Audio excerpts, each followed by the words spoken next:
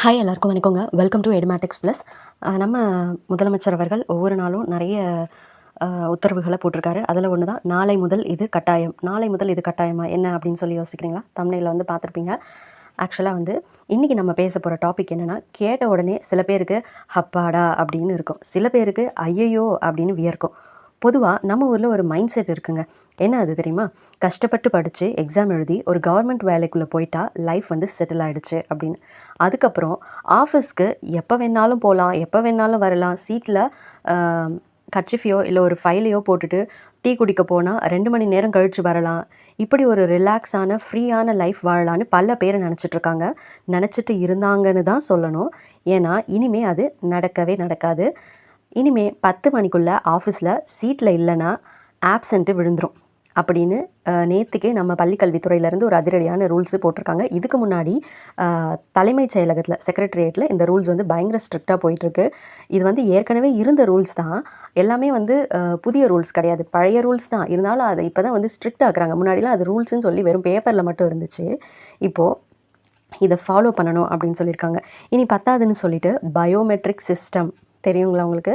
அதாவது கட்ட விரலை வச்சாதான் சம்பளம் அப்படிங்கிற ரேஞ்சுக்கு விஷயங்கள் இப்போ போயிட்டுருக்கு. ஃபஸ்ட்டு இப்போது 10 மணிக்குள்ளே வந்துருங்க அப்படின்னு சொல்லியிருக்காங்க. வாய்மொழியாகவும் எழுத்துப்பூர்வமாகவும் உத்தரவு வந்து போட்டிருக்காங்க.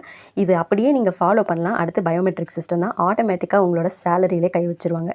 இன்றைக்கி வீடியோவில் நம்ம இதை பற்றி தான் இப்போ பேச போகிறோம்.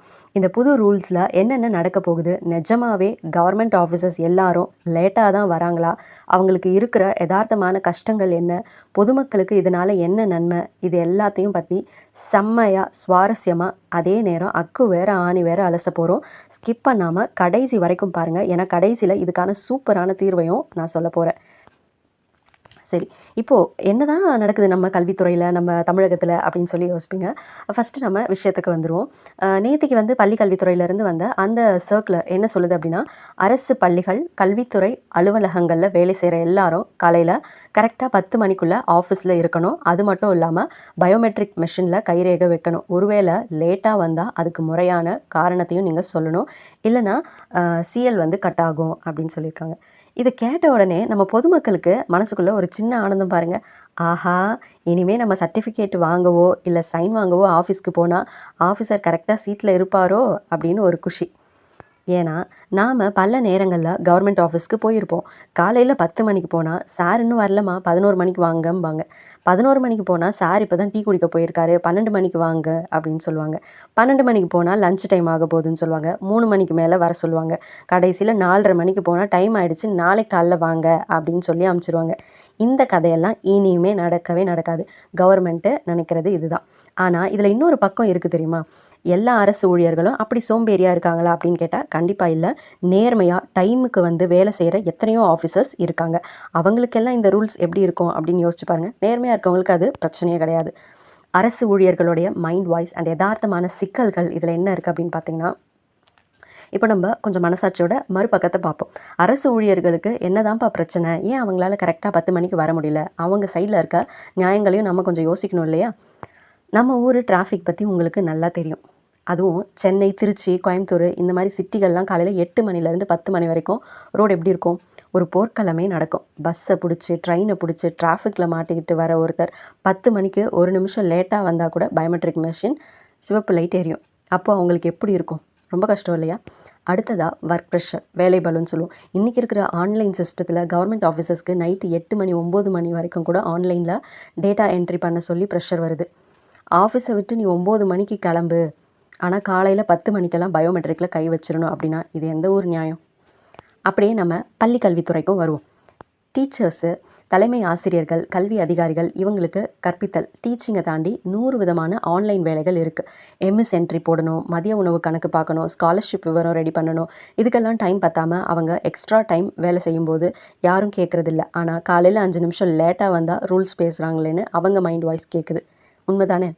அதனால் ரூல்ஸ் போடுறது தப்பில்லை. ஆனால் அவங்களுக்கான வேலை சூழலையும், அதாவது அந்த ஒர்க்கிங் என்விரான்மெண்ட்டையும் கொஞ்சம் மாற்றி தந்தால் நல்லாயிருக்கும் இல்லையா? சரி, இப்போது பொதுமக்கள் கேட்குற காரசாரமான சில கேள்விகளை பார்க்கலாம். பப்ளிக் சைட்லேருந்து வர கேள்விகள் தான் இது. பொதுமக்கள் என்ன கேட்குறாங்க தெரியுமா? பயோமெட்ரிக் வச்சு டைமுக்கு வர வச்சுடுவீங்க ஓகே. ஆனால் சீட்டில் உட்காந்து ஃபைலை நகர்த்தாமல் லஞ்சம் கேட்குறாங்களே, அதை தடுக்க என்ன பண்ண போகிறீங்க? ஓகே, காலையில் இந்த மணிக்குள்ளே வந்துடணும், அப்போ தான் உனக்கு வந்து சம்பளம் வரும், இல்லைனா சம்பளம் கட் ஆகிடும் சொல்லுறீங்க. சரி, அவங்களும் வந்துடுறாங்க, சீட்டில் உட்காந்துடுறாங்க. ஆனால் ஒரு வேலையை செய்யணும், ஒரு ஃபைலை நகர்த்தணுனாலே லஞ்சம் கேட்குறாங்களே, அதுக்கு என்ன பண்ணுறது? ரொம்ப பயங்கரமான கேள்வி இல்லை இது. காலையில் 10 மணிக்கு பயோமெட்ரிக் வச்சுட்டு சீட்டில் உட்காந்துட்டு வர்ற பொதுமக்களை வந்து அலைய விட்டால் அந்த பயோமெட்ரிக்னால என்ன பயன்? டைமுக்கு வர்றது முக்கியம் இல்லை, வந்த உடனே வேலையை ஒழுங்காக செய்கிறாங்களா அப்படின்னு பார்க்குறது தான் ரொம்ப முக்கியம். 2வது கேள்வி, தலைமைச் செயலகத்திலேயே ஏற்கனவே இந்த ரூல்ஸ் இருக்குன்னு சொல்கிறீங்களே, அங்கே இப்போ எல்லாம் சரியாயிடுச்சா?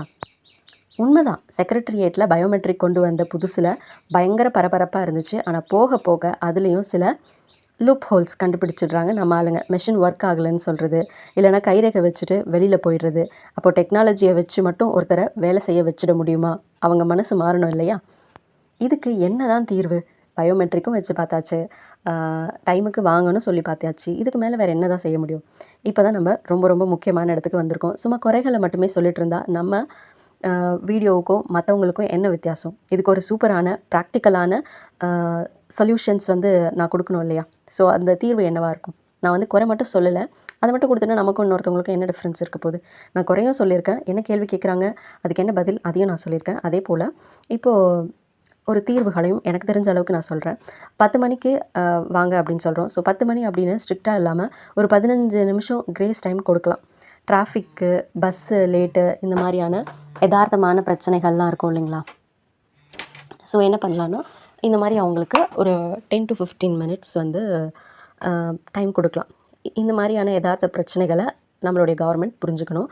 அடுத்தது, ஒரு ஊழியர் எத்தனை மணிக்கு வராரு அப்படின்றத விட, இன்றைக்கி அவருக்கு ஒதுக்கப்பட்ட ஃபைலை அவர் வந்து முடிச்சிட்டாரா, பொதுமக்களோட குறைகளை தீர்த்துட்டாரா அப்படின்னு அவங்களுடைய அவுட்புட்டை வச்சு ரேட்டிங் கொடுக்கணும். ஏன்னா வர்றது பெருசில் வந்து என்ன ஒர்க் பண்ணாங்கன்னு தெரியல. ஸோ இன்றைக்கி வந்து இவ்வளோ ஃபைல்ஸ் கம்ப்ளீட் பண்ணோம் அப்படின்னா அதெல்லாம் அவர் முடிச்சிட்டாரா, மக்கள்கிட்ட வந்து குறைகளை கேட்டு அதை தீர்த்துட்டாரா அப்படிங்கிறதெல்லாம் வச்சு ஒரு அவுட்புட் பேஸ்ட் அசஸ்மெண்ட் வந்து ஒவ்வொரு அரசு ஊழியருக்கும் நடக்கணும். அடுத்தது வந்து சிங்கிள் விண்டோ ஆன்லைன் சிஸ்டம், ஒற்றை சாளர முறை பற்றி நிறைய பேர் தெரிஞ்சிருக்கும். பொதுமக்களுக்கும் அரசு ஊழியர்களுக்குமான தேவையற்ற நேரடி தொடர்பை குறைச்சி ஆன்லைன் மூலமாகவே சேவைகளை துரிதப்படுத்தணும்னா ஆஃபீஸர் சீட்டில் இருக்கிறாரா இல்லையான்னு பொதுமக்கள் அலைய வேண்டிய அவசியமே இருக்காது. அடுத்தது ஊழியர்களுக்கான கவுன்சிலிங், அப்புறம் ஊக்கத்தொகை. கரெக்டாக டைமுக்கு வந்து நல்லா வேலை செய்கிற ஊழியர்களை பாராட்டி பெஸ்ட் எம்ப்ளாயி அவார்டு இல்லைனா சின்னதாக ஊக்கத்தொகை போல் கொடுக்கலாம். தப்பு செஞ்சால் தண்டனை கொடுக்குற மாதிரி நல்லா செஞ்சால் பாராட்டவும் செய்யணும். ஓகே, ஸோ இந்த பயோமெட்ரிக் ரூல்ஸு, பள்ளிக்கல்வித்துறையோடைய இந்த அதிரடி உத்தரவு, தலைமைச் செயலகத்துடைய அதிரடி உத்தரவு, இதெல்லாம் அரசு நிர்வாகத்தை அடுத்த கட்டத்துக்கு கொண்டு போகுமா, இல்லை எப்போதும் போல் இதுவும் ஒரு தற்காலிகமான ரூல்ஸாக முடிஞ்சிடுமா? அரசு ஊழியர்கள் கரெக்டாக டைமுக்கு வரணும்னு நீங்கள் நினைக்கிறீங்களா, இல்லை அவங்களோட டிராஃபிக் கஷ்டங்களையும் வேலை பளுவையும் அரசாங்கம் கொஞ்சம் கருணையோடு பார்க்கணும் அப்படின்னு நினைக்கிறீங்களா? உங்களுடைய கருத்து என்ன அப்படிங்கிறத கீழே இருக்கிற கமெண்ட் பாக்ஸில் கமெண்ட் பண்ணுங்கள். இந்த வீடியோ உங்களுக்கு பிடிச்சிருந்துச்சுன்னா லைக் பண்ணுங்கள். உங்கள் ஃப்ரெண்ட்ஸ், முக்கியமாக உங்களுடைய ஃப்ரெண்ட்ஸ் நிறைய பேர் கவர்மெண்ட் ஆஃபீஸர்ஸாக இருப்பாங்க. ஸோ கவர்மெண்ட் ஆஃபீஸில் வேலை செய்கிற உங்களுடைய ரிலேட்டிவ்ஸ், ஃப்ரெண்ட்ஸு எல்லாருக்கும் இந்த வீடியோவை ஷேர் பண்ணி அவங்க மைண்ட் வாய்ஸ் என்ன அப்படிங்கிறத கேளுங்க. மறக்காமல் நம்ம சேனலை சப்ஸ்கிரைப் பண்ணிடுங்க. பக்கத்தில் உள்ள பெல் ஐக்கானையும் கிளிக் பண்ணிக்கோங்க. அப்போ தான் அடுத்தடுத்து நான் போடுற வீடியோஸ் எல்லாமே உங்ககிட்ட வரும். ஸோ அடுத்து ஒரு சூப்பரான அதிரடியான டாப்பிக்கோடு நான் உங்களை வந்து பார்க்குறேன். தேங்க்யூ.